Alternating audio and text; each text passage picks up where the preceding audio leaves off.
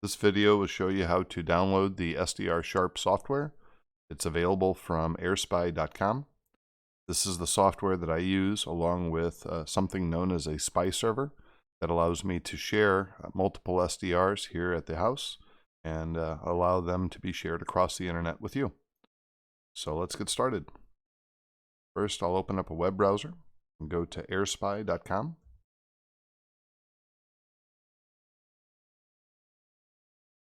Then right about here, click on Download. And the very top option is the Windows SDR software package. Now, if you're running Mac or you're running Linux, I'm sure there's other software packages available out there. I understand that GQRX is a piece of software that you might be able to run that also will work with a SpyServer. But I won't be covering that in this video. This is Windows only.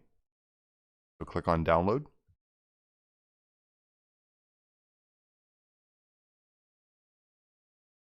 And it's about a 10 megabyte file. You can see it's downloading down here at the bottom. And it's a zip file. I clicked on it to open it. And I just get all these raw files. Since it's a zip file, there's no setup.exe. There's no installer. So what I'm going to do is I'm going to go to my downloads, grab this SDR Sharp by copying it. Then I'm going to go to my E drive. And I'm going to paste it over here. And then I can extract.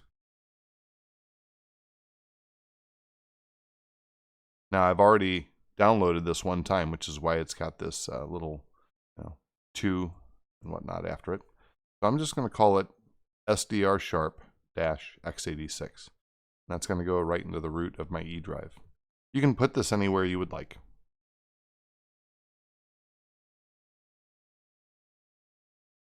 Now that it's extracted, all I have to do is run or double click on SDR Sharp.exe. But while I'm here, what I'm going to do is I'm going to click and drag onto my desktop. And then as I press modifiers for Alt, so I'm holding down the Alt key while I'm holding down my left mouse button.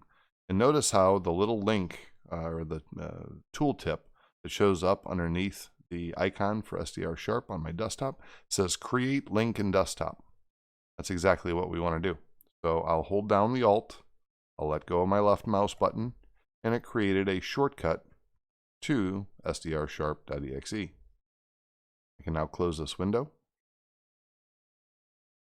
I can rename this so it doesn't say that it's a shortcut. I can just let it say SDR Sharp, for example.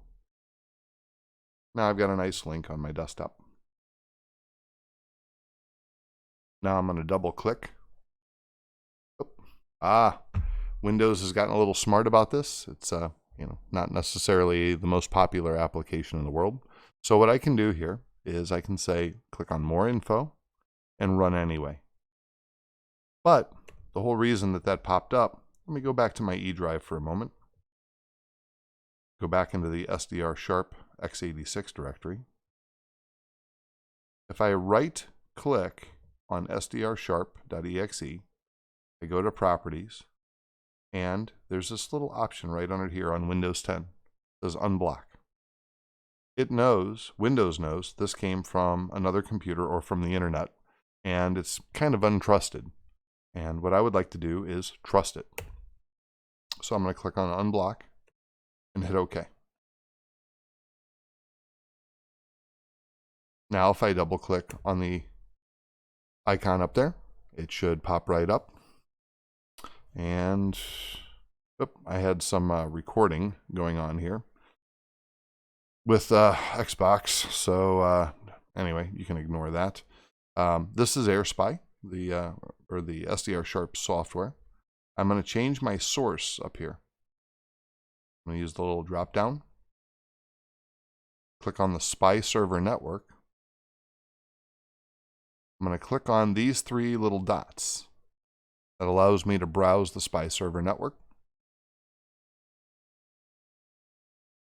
And here's all the different software-defined radios that you can connect to. As you can see, they're kind of located all across the world. The ones that are in green are the ones that are available. You can use them right now. The ones that are in red are busy.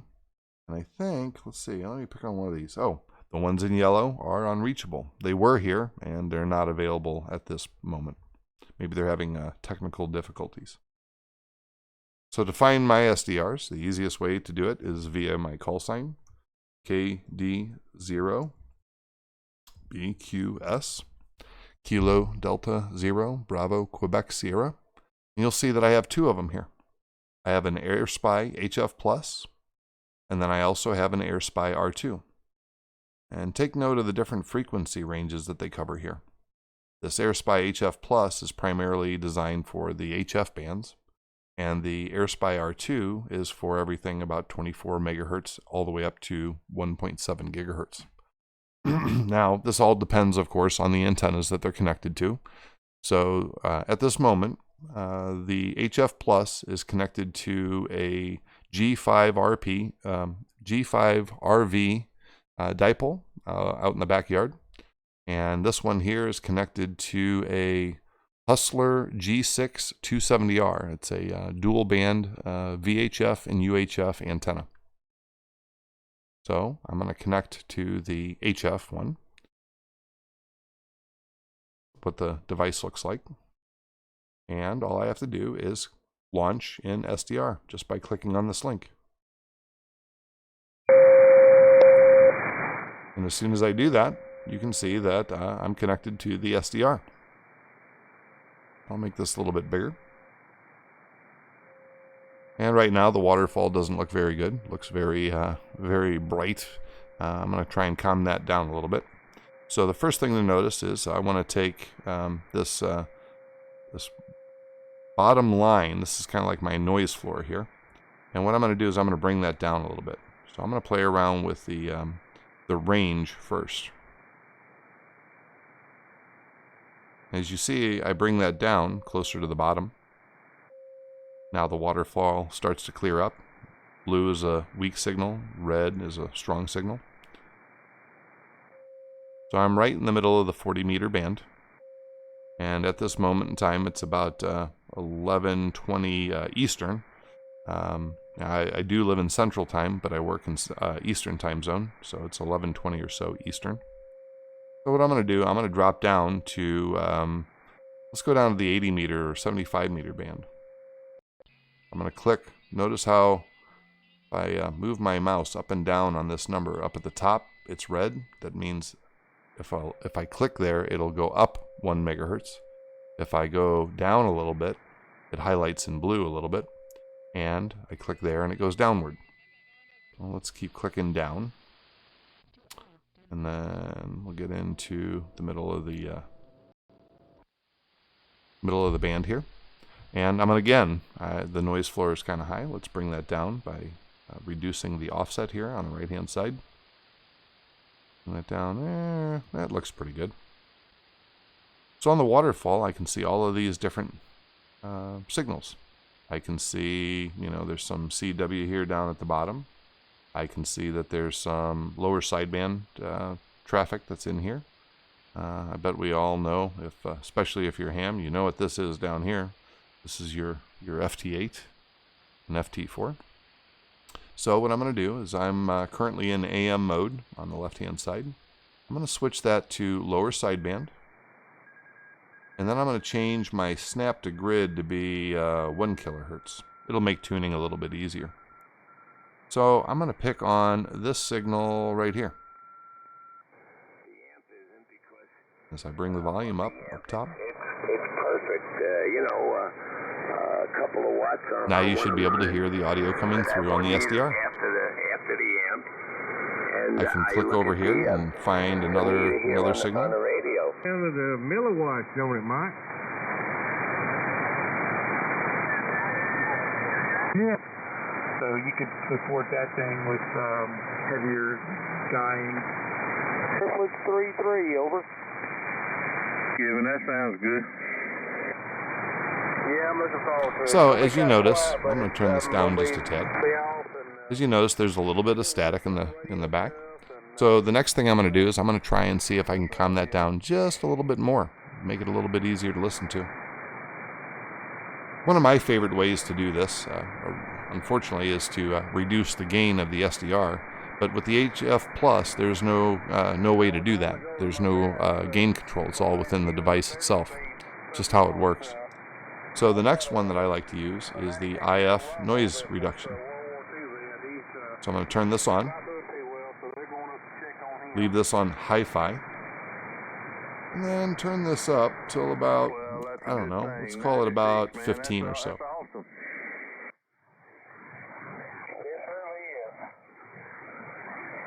Okay, you can tell that the audio changed a bit. I'll turn it back up.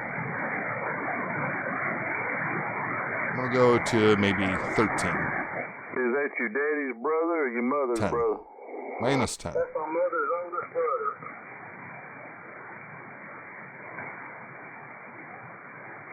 So now that calmed down quite a bit of that background noise or the static. I'm off frequency. And take the wife to the doctor, so we did a 2-for-1 special. And now you can see what the effects are. I can still hear the No, not really. operators talk, but the static in the background has been significantly reduced. If you don't like it, you can always change the values or disable it. This is without the noise reduction. I'd like to. He's all caught up with his little teenage daughters right now. And this is with the noise reduction. Great to get on the radio. Hey, Bill, tell him about that general that messed up. So this is how you can play around with the SDR. This is the HF Plus.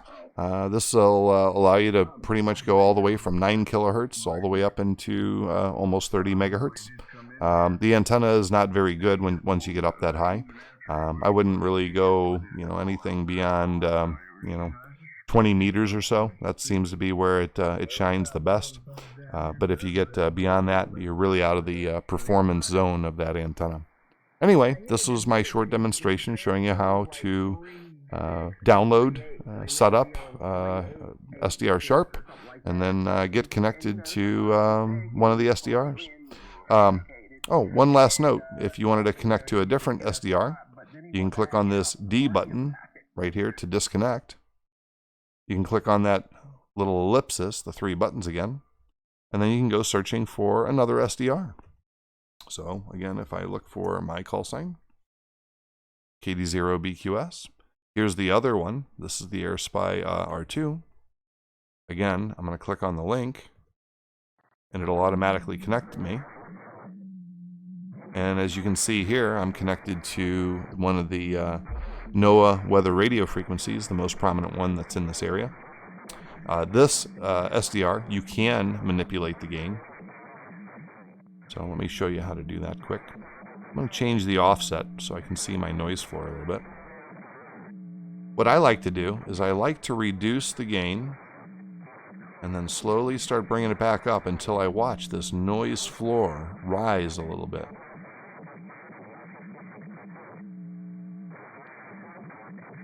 Oops, see how it started to come up there right at around 13 or so? That's about where you're going to want it. So, I'm listening to this signal at 162.550 megahertz, and I'm in lower sideband. That's not going to work too good. So I'm going to switch over to narrow FM. And there you go. This is NOAA weather radio. I can zoom in this way, but I don't see a very high resolution image in the waterfall here. What I can do, if I wanted to change that, I can scroll back out, and I can change my bandwidth down to, I'm going to go from 8 megahertz down to 500 kilohertz. And notice how I'm starting to see a higher resolution image of that waterfall. You can see that there's another signal over here. I have to change my step size. Friday, cloudy with a 30% chance of rain. And here's one of the other NOAA weather radio stations that's nearby. Low in the lower 40s. Temperature running. And here's another one. Let me turn off the squelch. Showers after midnight. Low around 40. South wind 15. And then back to the local one over here. This is NOAA. Weather Radio KD089 St. Louis, Missouri. Broadcasting on 162.55 And I can turn the megahertz. bandwidth back up to 8 megahertz. From the National Weather Service And every once in a while it will Missouri kind of serves parts of stutter east there central for a moment. Missouri and southwest But what I'm going to do Illinois, is I'm going to go down Louis to metro the area and 2-meter surrounding ham band. counties. It's neat. I'm going to also left click and drag here. And I can drag that right to the middle of the screen. And what's interesting about this is, if I mess with the gain a little bit, I'll clear some of this up. I had the gain up a little high. I can see that there's APRS going on here at 144.390. It's just going to sound like a whole bunch of squawking in your ear periodically. But if there were anybody that is on the 2-meter band nearby, you would see them show up on the waterfall here. So this is a very interesting way to cover literally the entire 2-meter band at one shot. And again, when I'm done, I can disconnect here. Unfortunately, there's not too many stations on at this hour. So I'm going to go to 144.390 just to give you an example. And here in a moment, you should hear a squawk or two. Don't be alarmed. You may see something that washes out the whole band. I actually have an APRS station here at the house, and it will overload the front end of this receiver. So if you see a big spike here and things go crazy, that's probably because my station queued up.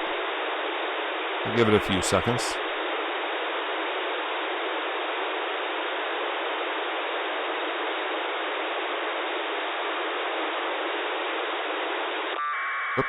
There it goes. There was my station.